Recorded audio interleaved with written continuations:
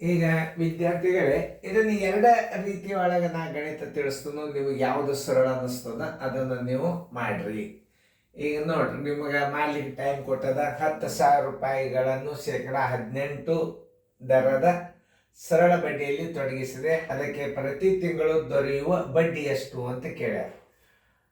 ಆಮೇಲೆ ಇದನ್ನ ಪ್ರತಿ ತಿಂಗಳ ದೊರೆಯುವ ಬಡ್ಡಿ ಎಷ್ಟು ಅಂತಂತಂದ್ರೆ ಮೊದಲು ಬಡ್ಡಿ ದರ ಹೆಂಗದ ನೋಡ್ಕೊಂಡು ಆಮೇಲೆ ನೀವು ಗಣಿತ ಮಾಡ್ಬೋದು.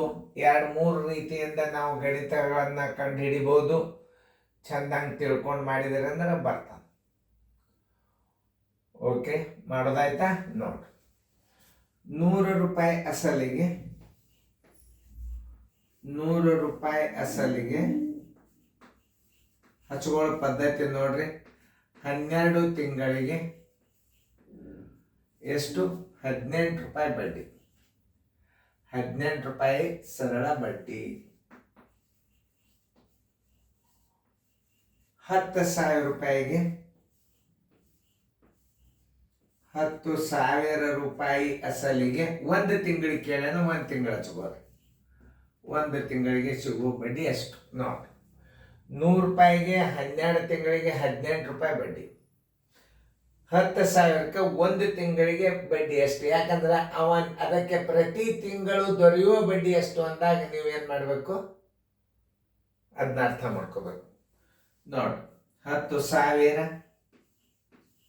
ಗುಂಡ್ಲೆ 1 ಗುಂಡ್ಲೆ 18 ಸರ್ವಾಸ್ ಬಾಗ್ಲೆ 100 ಗುಂಡ್ಲೆ 12. ನೀವು ಹೇಳ್ತಿದ್ದೆ ನಾನು 100 ಗುಂಡ್ಲೆ 1 ಹಚ್ಚೋದು ಇರ್ತದೆ ನೋಡಿ. ಈಗ ಎಷ್ಟು ಉಪಯೋಗ ಅದ ನೋಡ್ರಿ. ಅದು ನೋಡಿ, 4 3 4 25 3 1 3 6 18 25 150 ರೂಪಾಯಿ ತಿಂಗಳ ಬಡ್ಡಿ ಸಿಗ್ತದ.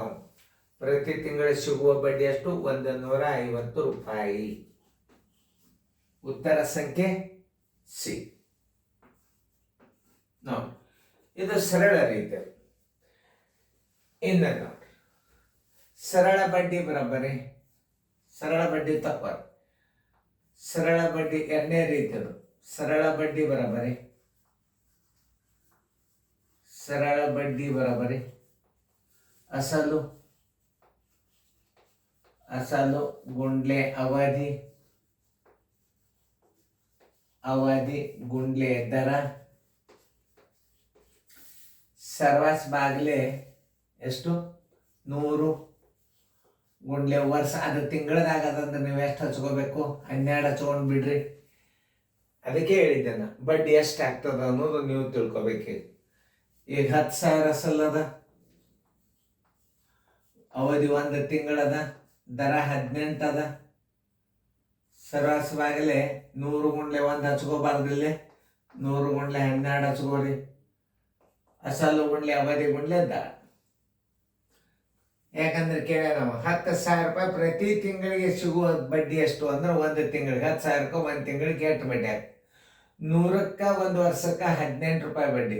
100ಕ್ಕೆ 12 ತಿಂಗಳಿಗೆ 18 ರೂಪಾಯಿ ಬಡ್ಡಿ ಆದ್ರೆ 10,000ಕ್ಕೆ 1 ತಿಂಗಳಿಗೆ ಎಷ್ಟು ಬಡ್ಡಿ ಆಗ್ತದೆ ನೋಡ್ರಿ. ಇವು 2 0 ಹೋದು. ಆಮೇಲೆ 4 3 4 25,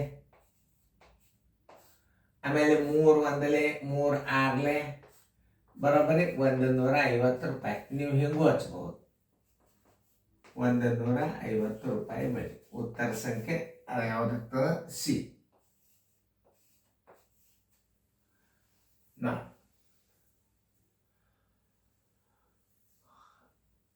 ಈಗ ನೀವು ಇಲ್ಲಿ 1 ಹಚ್ಚಿಬಿಟ್ರೆ ಅದು ಬಡ್ಡಿ ಬೇರೆ ಬರ್ತಾವ. ತಿಳ್ಕೊಂಡು ಸರಿಯಾಗಿ ಅರ್ಥ ಮಾಡ್ಕೊಂಡು ಗಣಿತಗಳನ್ನು ಮಾಡಿದಿರಿ ಅಂತಂದ್ರೆ ಭಾಳ ಸರಳ ಬರ್ತದ.